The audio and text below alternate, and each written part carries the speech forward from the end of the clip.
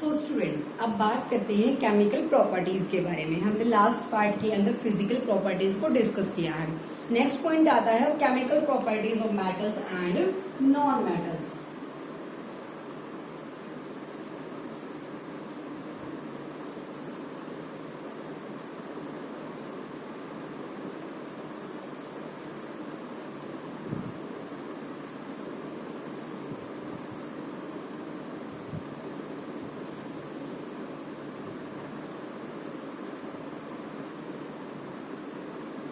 Chemical properties, chemical का मतलब क्या हुआ? केमिकल का मतलब क्या हो गया? मीन टू से रिएक्ट कराना कोई भी दो चीजों को। तो जब मेटल्स को रिएक्ट कराएंगे और नॉन मेटल्स को रिएक्ट कराएंगे तो दोनों में डिफरेंस बताना है। अब बात करते हैं फर्स्ट जो रिएक्शन है, रिएक्शन विद ऑक्सीजन। जब मेटल्स रिएक्ट करते हैं ऑक्सीजन के साथ तब क्या होगा? React with oxygen. फर्स्ट हमारी जो रिएक्शन आती है रिएक्शन विद ऑक्सीजन।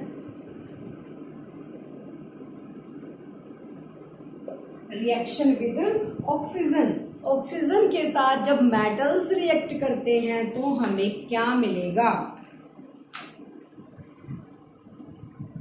हमने मेटल ले लिया, मेटल्स की बात कर रहे हैं, मेटल्स की। हमने मेटल ले लिया मैग्नीशियम, मैग्नीशियम प्लस ऑक्सीजन के साथ रिएक्ट कराया। तो यहां तुम लिखोगे पहले when metal react with oxygen, when metal react with oxygen,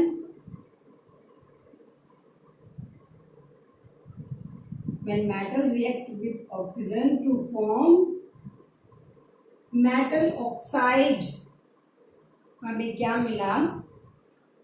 metal oxide मिला। ठीक है, अब यहां लिखेंगे कि जब मेटल ने, ये सारे टर्म्स लिखनी जरूरी है क्योंकि यही बेसिक है जहां से समझ आएगा। हमने मेटल को रिएक्ट कराया ऑक्सीजन के साथ जैसा कि इसने क्वेश्चन में बोला था, तो हमारे पास बना मेटल ऑक्साइड, मेटल ऑक्साइड।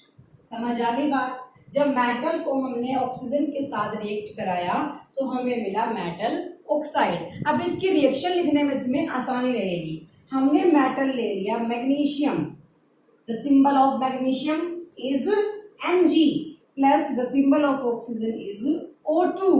हमें क्या मिला? मेटल ऑक्साइड, यानी कि मेटल क्या है? मैग्नीशियम, तो मैग्नीशियम ऑक्साइड। सो MgO बन जाएगा। बैलेंस करनी होती है रिएक्शन। यू का यू चैप्टर आपका ग्रेड 10 के अंदर है, यहाँ इसके बारे में बेसिक बात है। वहां 3-4 रिएक्शंस और इंक्रीज हो जाएंगी, बाकी कुछ नहीं है। अगर इसको यही समझ लोगे तो 10th में प्रॉब्लम नहीं आएगी। तो बैलेंसिंग का चैप्टर है आपका, चैप्टर फर्स्ट, केमिकल रिएक्शंस को बैलेंस करना। वही चीज यहाँ है कि जब हमारे पास OK2 है, हमने यहाँ एक ही लिखा, ओके हमने 2 लगा दी, तो Mg के भी कितने बन गए? 2 बन गई। लेकिन यहाँ तो Mg का 1 है, तो बैलेंस करने के लिए इसके सामने भी 2 लगा देंगे। ठीक है, बात आई समझ?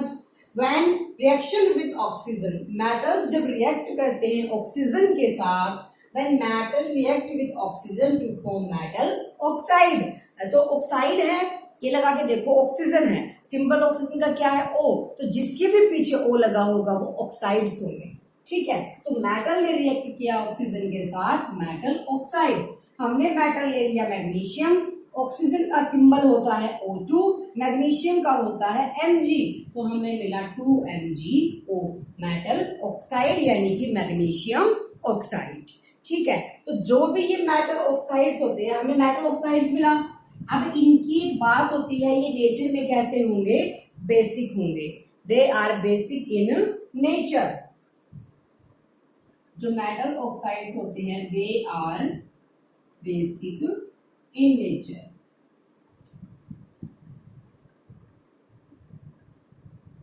समझ आ गई बात? ये था हमारा रिएक्शन विद ऑक्सीजन मेटल्स के साथ। अब नेक्स्ट पॉइंट आता है reaction with oxygen non metals के साथ। जब ऑक्सीजन नॉन मेटल्स के साथ रिएक्ट करती है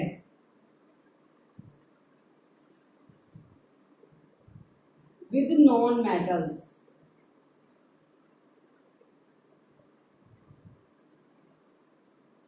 with non metals. Non metals का लेने के लिए हमने यहां ले लिया SO2 plus H2O।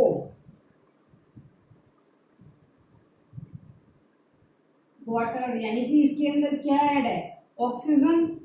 Non metal के साथ जब लिया हमने इसको तो यहाँ क्या बना H2SO4, ठीक है, सल्फ्यूरस एसिड। अब जो सल्फ्यूरस एसिड बना है ये रिएक्शन आपकी टेक्स्ट बुक के अंदर गिवन है कि जब सल्फर ऑक्साइड ने हमारा वाटर के साथ रिएक्ट कराया है, इसके अंदर ऑक्सीजन इंक्लूड है तो हमारा बना सल्फरस ऑक्साइड। ये है नॉन मेटल ऑक्साइड। क्या मिला, non metallic oxide.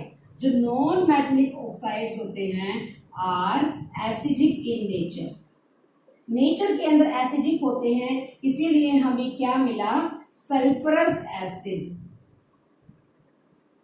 Sulphurous acid, समझ आ गई बात। नॉन मेटल को हमने रिएक्ट कराया तो हमें मिला सल्फरस एसिड। सो ये आए, हमने मेटल को ऑक्सीजन के साथ रिएक्ट कराया था तो हमें मिला था मेटल ऑक्साइड। अब नॉन मेटल को ऑक्सीजन के साथ रिएक्ट कराया तो non metallic oxides. Metallic oxides are basic in nature and non metallic oxides are acidic in nature. समझ आ गई बात। अब नेक्स्ट पॉइंट आता है reaction with water.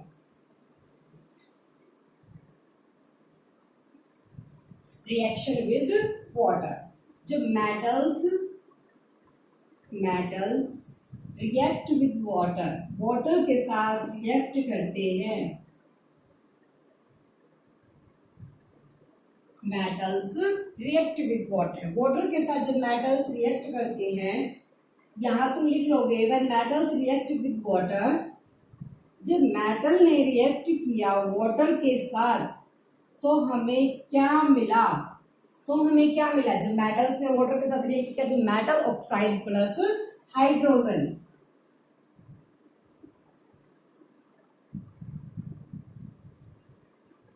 Metal oxide plus hydrogen, H2 is the symbol of hydrogen gas. क्या बोला second reaction में, व्हेन मेटल्स रिएक्ट विद, जब मेटल्स ने रिएक्ट किया वाटर के साथ तो हमें फॉर्म हुआ, प्रोडक्ट मिला मेटल ऑक्साइड प्लस हाइड्रोजन। अब इसका एग्जांपल ले लेते हैं। हमने मेटल ले लिया पोटेशियम को, ठीक है, पोटेशियम का सिंबल क्या होगा, के होगा, प्लस वाटर इसके साथ ऐड कर लिया, हमें मिला मेटल ऑक्साइड, तो हमारा इसके साथ क्या बन जाएगा 2KOH, ठीक है, मेटल ऑक्साइड्स बन गई है ना, हाइड्रोक्साइड और ऑक्साइड सेम चीज है, बस दोनों का डिफरेंस क्या है कि ये वाटर लेवल से भी ऑक्सीजन के साथ वाटर के साथ भी क्या हो जाता है, रिएक्ट हो, मतलब ऐड हो जाता है, प्लस हाइड्रोजन गैस। और एक OH तो यहाँ से निकल के इसके साथ आ गया और ये हाइड्रोजन अलग बच गया। समझ आ गई बात, समझ आ गई। यहाँ भी 2H2 आ जाएगा और 2 यहाँ पे आ गए H, ठीक है। जब मेटल्स ने रिएक्ट किया वाटर के साथ फॉर्म्ड हुआ मेटल ऑक्साइड, तो मेटल हमने ले लिया पोटेशियम प्लस वाटर के साथ, H2O is the formula of water, H2O is the formula of water. तुम इसको HO2 मत लिख देना क्योंकि ये रॉन्ग हो जाएगा, तो H2O is the formula of water बन जाएगा। अब नेक्स्ट बारी आती है कि जो मेटल्स होते हैं वो जनरली क्या होते हैं, ऑक्साइड्स बनाते हैं। जैसे सोडियम होता है, जो सोडियम है वो रिएक्ट करेगा वाइग्रोसली विद वाटर के साथ, बट फास्टली। सोडियम फास्टली क्या करता है, रिएक्ट करता है वाटर के साथ, but other metals do not do so, यानी कि जो अदर मेटल्स होते हैं वो ऐसा नहीं करते। जैसे हमारे पास हो गया सिल्वर और गोल्ड, मेटल है, क्या वाटर और एयर के साथ रिएक्ट करते हैं, नो। जब हमारी मदर्स या हम कोई भी ज्वेलरी डालते हैं लॉन्ग टाइम के लिए तो उनके ऊपर ना तो वाटर का कोई इफेक्ट होता है और ना ही एयर का। तो कुछ ऐसे भी मेटल्स होते हैं जिनके पास वाटर का रिएक्शन नहीं होता। अब इसी का एक एग्जांपल ले लेती हूँ। तुमने सुना होगा रस्टिंग ऑफ आयरन। आयरन हमारा क्या है, मेटल। जब इसने ऑक्सीजन के साथ रिएक्ट कराया तो हमें मिला फेरस ऑक्साइड, ठीक है। तो जो आयरन है वो वाटर के साथ भी रिएक्ट करता है और एयर के साथ भी, क्योंकि रस्ट हो जाता है मॉइस्चरस एयर के अंदर, ठीक है। लेकिन जो सिल्वर और गोल्ड होता है, क्या उसको हम ऐसे ही रख लेते हैं, बारिश में भी चले जाते हैं, क्या उसके ऊपर भी रस्ट आता है? नहीं आता। तो कुछ मेटल्स ऐसे होते हैं जो क्या नहीं करते, वाटर और एयर के साथ रिएक्ट नहीं होते, उनके साथ एग्जाम्पल है उनके silver and gold. Understood? Same chapter आपका 10th में है, इसको अच्छे से पढ़ लेना। उसके बाद जो नॉन मेटल्स होते हैं, non metals don't react with water. जो मेटल्स होते हैं जनरली जो नॉन मेटल्स होते हैं वो वाटर के साथ रिएक्ट नहीं करते, ठीक है। अब बारी आती है reaction with acids. Reaction with acids,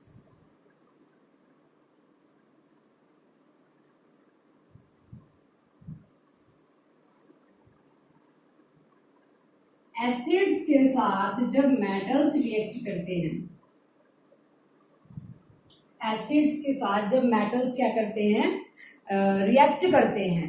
हमने यहां ले लिया मेटल, कोई भी एक मेटल, उसको हमने रिएक्ट कराया डाइल्यूट एसिड के साथ। What do you mean by dilute? अब ये डाइल्यूट एसिड कौन से हो गए? अभी तो हमने बोला कि एसिड है, इसके साथ डाइल्यूट और लगा दिया गया।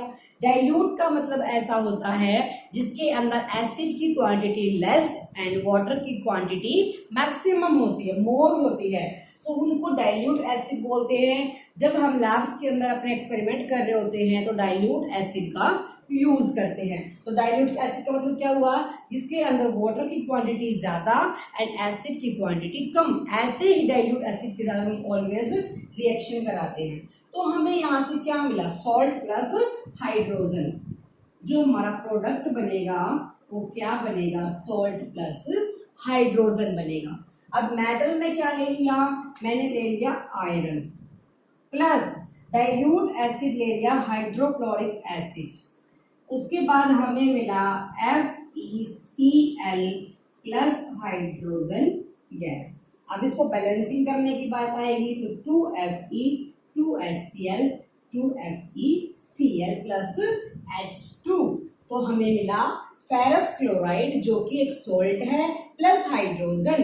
So when metals react with acid, जब मेटल्स ने रिएक्ट किया एसिड्स के साथ to form salt plus hydrogen. Let us take example iron plus HCl यानी कि हाइड्रोक्लोरिक एसिड, दोनों ने जब रिएक्ट कराया they formed FeCl यानी कि फेरस क्लोराइड। ये क्या है, हमारा एक सोल्ट है प्लस हाइड्रोजन गैस। समझ आ गई बात? तो जो रिएक्शन किया है एसिड ने मेटल्स के साथ, वहां हमें मिला सोल्ट प्लस हाइड्रोजन, ठीक है। और बात आती है नॉन मेटल्स की। जो नॉन मेटल्स होते हैं ये एसिड्स के साथ भी रिएक्ट नहीं करते, तो ये लाइन लिख लेना, non metals are not react with acids. Acids के साथ भी रिएक्ट नहीं करते। अब नॉन मेटल्स जनरली तो नहीं करते, लेकिन रिएक्शन विद बेस, बेस के साथ करते हैं। अब पढ़ा है एसिड्स के बारे में, अब बात करते हैं रिएक्शन विद बेस।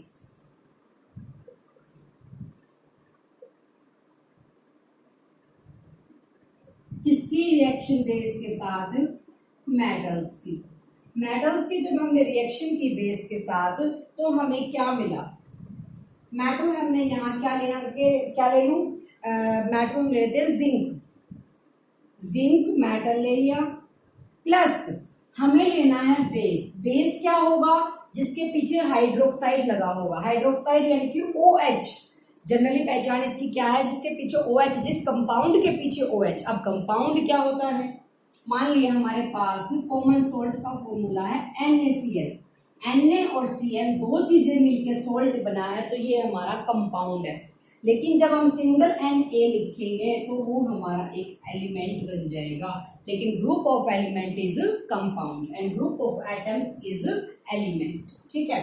अब जिंक का हमने किया किसके साथ, 2NaOH, सोडियम हाइड्रोक्साइड जो कि हमारा बेस है। सोडियम हाइड्रोक्साइड क्या है, बेस है, और जिंक हमारा क्या है, मेटल है। इसके साथ जब इसने रिएक्ट कराया तो हमें मिला Na2ZNO2।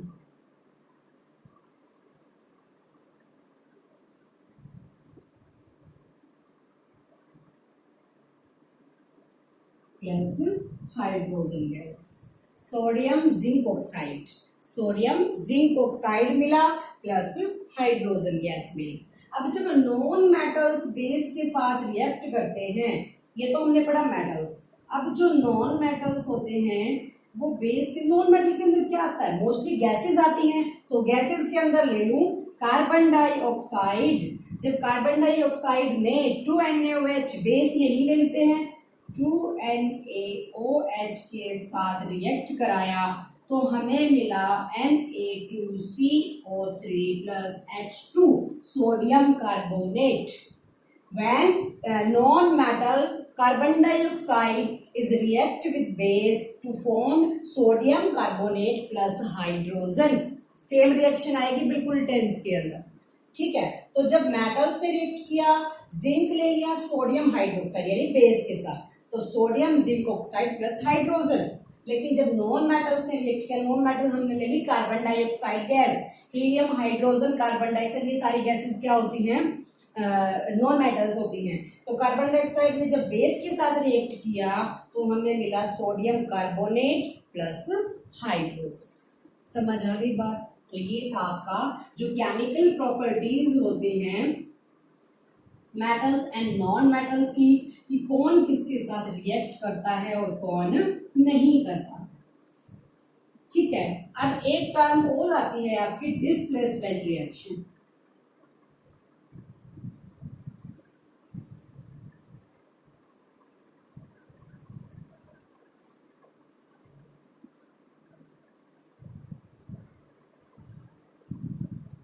Displacement reaction. अब डिस्प्लेस होना यानी कि अपने प्लेस से हट जाना। डिस्प्लेस का मतलब क्या, अपने प्लेस से हट जाना। लेकिन कौन सा हटेगा, यहां से हटेगा कौन सा, ये डिपेंड करता है इसकी डेफिनेशन के ऊपर।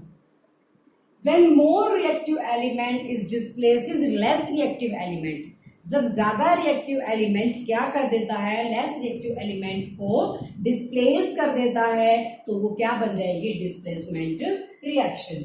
यहां लिख दो तुम उसकी definition. When more reactive element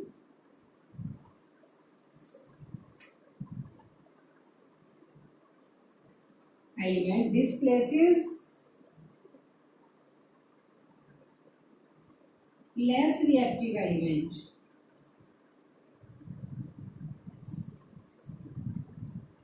less reactive element को क्या कर दे, डिस्प्लेस कर दे, तो this reaction is called displacement reaction. अब एग्जांपल देख लेते हैं। हमने लिया CuSO4। What is CuSO4? Cu is the copper, SO4 is the sulphate, तो ये हमारा क्या बन जाएगा, कॉपर सल्फेट। यहां लिख सकते हो कॉपर सल्फेट। हमने इसको रिएक्ट कराया जिंक के साथ। जिंक के साथ रिएक्ट कराने के बाद जो जिंक है वो आ जाएगा SO4 के साथ, और कॉपर को क्या कर देगा, डिस्प्लेस यानी कि हटा देगा SO4 से। तो जब यानी कि, तो इसका मतलब क्या हुआ, जो जिंक है वो मोर रिएक्टिव है किससे, कॉपर से, इसीलिए उसने SO4 से कॉपर को तो हटा दिया, रिमूव कर दिया, लेकिन खुद उसकी जगह आ गया। तो हमारा यहाँ बना ZnSO4 प्लस Cu यानी कि कॉपर। तो this reaction is called displacement reaction. When more reactive element is displaces less reactive element, this reaction is called displacement reaction. अब बात करते हैं रिएक्टिविटी की। जो सीरीज होती है, हमें कैसे पता चला कि मोर रिएक्टिव कौन है और लेस रिएक्टिव कौन है, उसके बारे में भी बात करते हैं। हमने पढ़ा डिस्प्लेसमेंट रिएक्शन के अंदर कि जब मोर रिएक्टिव एलिमेंट होते हैं वो लेस रिएक्टिव एलिमेंट को डिस्प्लेस कर देते हैं। अब बात आती है कि कौन से मोर रिएक्टिव हुए और कौन से लेस रिएक्टिव हुए। देखो, शुरू से हमने स्टार्ट किया, K is the symbol of potassium. ठीक है, potassium, sodium, calcium, magnesium, aluminium, zinc, iron, lead, hydrogen, copper, mercury, silver and gold. ठीक है, हमने पूरी सीरीज देख ली है मेटल्स की। अब कौन सा रिएक्ट करता है ज्यादा, तो जो ऊपर वाले हैं हमारे इसमें गिवन है, ये हमारे क्या होते हैं, सारे के सारे मोस्ट रिएक्टिव। ये क्या बन जाएंगे, मोस्ट रिएक्टिव। अब कुछ तो ऐसे होते हैं जो मोस्ट रिएक्टिव होंगे, जल्दी क्या करना शुरू कर देंगे, हाईली रिएक्टिव, जैसे पोटेशियम और सोडियम होता है, वाटर के साथ भी और एयर के साथ भी बड़ी फास्टली क्या करता है, रिएक्ट करता है, बर्न भी बहुत जल्दी हो जाता है, तो मोस्ट रिएक्टिव। और कुछ ऐसे होते हैं जो मॉडरेट होते हैं, यानी कि जो धीरे धीरे रिएक्ट करना शुरू कर देते हैं। जैसे हमने आयरन का पढ़ा, रस्टिंग ऑफ द आयरन, तो उसके ऊपर जो रस्ट बनता है वो एकदम से नहीं बन जाता, वो धीरे धीरे यानी कि स्लोली स्लोली अपना प्रोसेस करता है, तो वो हमारा क्या हुआ, मॉडरेट। और जब सबसे नीचे वाले लेवल के होंगे वो हमारे क्या हो जाएंगे, लेस रिएक्टिव, यानी कि जिनके ऊपर वाटर एंड एयर का कोई रिएक्शन नहीं होता, जैसे सिल्वर एंड गोल्ड हो गया। ठीक है, तो ऊपर से जो ये सीरीज है ऑलवेज कहाँ जाएगी, डिक्रीजिंग ऑर्डर में जाएगी, डिक्रीजिंग ऑर्डर में। अब देखो एग्जांपल ले लेते हैं, हमने पीछे एग्जांपल पढ़ा था कि जो जिंक है इसने कॉपर को डिस्प्लेस कर दिया था, तो जिंक क्या है, हाईली रिएक्टिव है, किससे, कॉपर से। तो जो हाईली रिएक्टिव और लेस रिएक्टिव दोनों एक रिएक्शन में होंगे, तो जो मोर रिएक्टिव है वो लेस रिएक्टिव को डिस्प्लेस कर देगा, सेपरेट कर देगा और खुद उसके साथ एडजस्ट हो जाएगा।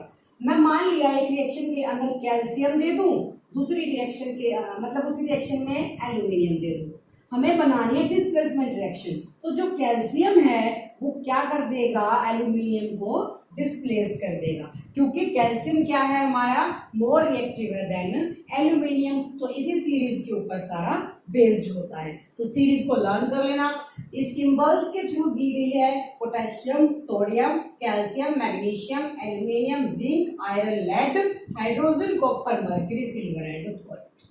ठीक है, ये आपकी रिएक्टिविटी सीरीज।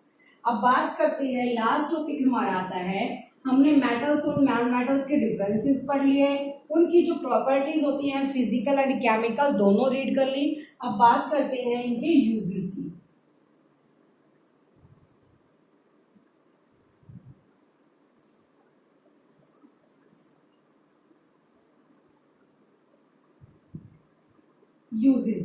यूजेस क्या होंगे हमारे इसके, मेटल्स के। अब मेटल्स की तो बहुत सारी चीजें बनती हैं, मेटल्स यूज होता है ऑटोमोबाइल्स के अंदर और सैटेलाइट्स के अंदर, मशीनरीज के अंदर, ट्रेन्स के अंदर, उसके अलावा एरोप्लेन के अंदर, बॉयलर होते हैं या इंडस्ट्रियल जो गैजेट्स होते हैं उनके अंदर। तो यहाँ तुम लिख सकते हो सैटेलाइट, ऑटोमोबाइल्स,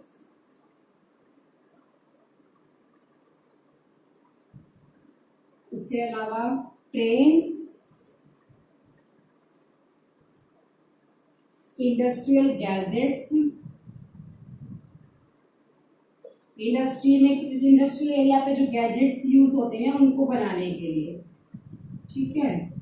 उसके अलावा मशीनरी, तो जहां भी बात हार्डनेस की आती है ना, तो वहां समझ लो मेटल्स का क्या होगा, यूज होगा। यूटेंसिल्स बने होते हैं हमारे, जो किचन हाउस होता है, यूटेंसिल्स जो बर्तन होते हैं वो मेटल्स के बने होते हैं, एक्सेट्रा। और भी बहुत सारी चीजें हैं। सिंपल बात याद रखना, जहां बात हार्डनेस की आती है वहां वो सारी चीजें किससे बनी होंगी, मेटल्स से बनी होंगी। ठीक है, अब यूजेस की बात करते हैं नॉन मेटल की।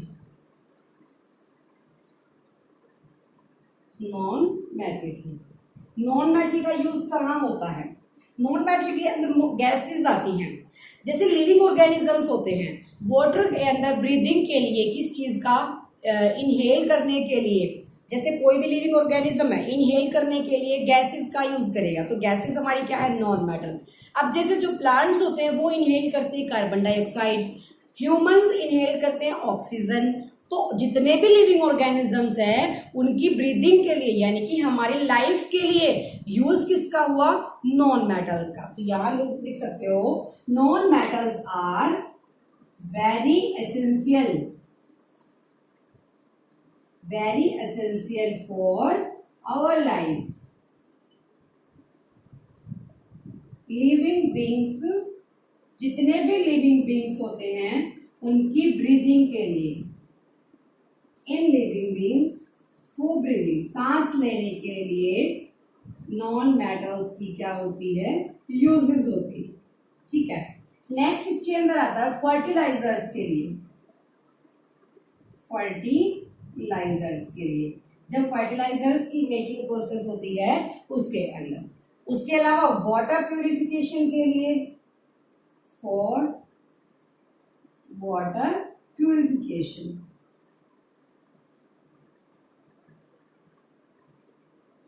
नॉन मेटल्स का यूज होता है किसके लिए, वाटर प्यूरिफिकेशन के लिए। क्रैकर्स के लिए, क्योंकि जब हम अपने क्रैकर्स यानी जो पटाखे छोड़ते हैं तो हिसिंग साउंड प्रोड्यूस होती है ना, साउंड प्रोड्यूस होती है तो गैसियस है, तो इसका मतलब क्रैकर्स के लिए। फिफ्थ हमारा आएगा एंटीसेप्टिक के लिए, फॉर एंटीसेप्टिक, जो पर्पल कलर की होती है, पर्पल कलर्ड एंटीसेप्टिक के लिए। तो हमने पढ़ा मेटल्स के और नॉन मेटल्स के बारे में। मेटल्स हमारा यूज होगा जहाँ हार्डनेस की बात आती है, सैटेलाइट हो गया, ऑटोमोबाइल्स हो गया, जहाँ मेलिबिलिटी की बात आती है, जहाँ पे डक्टिलिटी की बात आती है, उन चीज़ों के लिए जहाँ कंडक्टिविटी की बात आती है, हर जगह मेटल्स का यूज होगा। नेक्स्ट, नॉन मेटल्स एसेंशियल होते हैं, ब्रीदिंग के टाइम पे हम गैसेस का इनहेल एंड एक्सहेलेशन करते हैं, तो वहाँ किसका यूज है, नॉन मेटल्स का। फर्टिलाइजर्स के लिए, वाटर प्यूरिफिकेशन के लिए, क्रैकर्स के लिए और एंटीसेप्टिक के लिए किसका यूज होता है, नॉन मेटल्स का यूज होता है। Understood? Your chapter is completed. Thank you and see you again.